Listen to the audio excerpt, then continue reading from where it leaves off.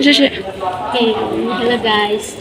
Today I will travel to home and take a video about take video for my first in experience to eat in the train. So I will how would I put in the train restoration and then eat in the train. So stay tuned guys.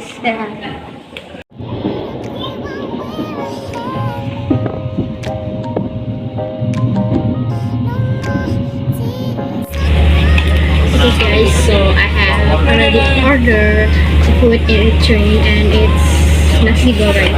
So we can unboxing together how it looks like and what is different from the normally we found in the street. So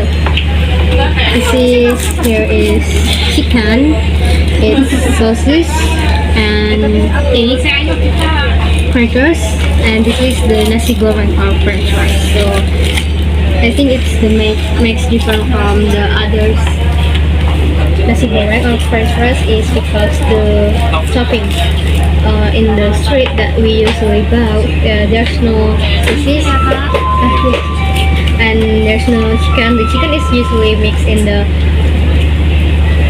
fries and the what's make it the same, I think, the egg. So let's try. And we got utensil. So this is the spoon and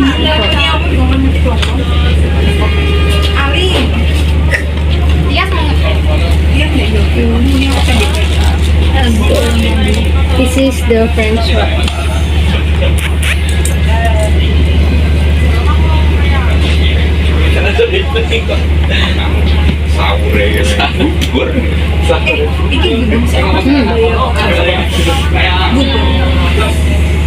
This is so spicy, but the taste is like the other french fries in the street like we used to buy in Jember City.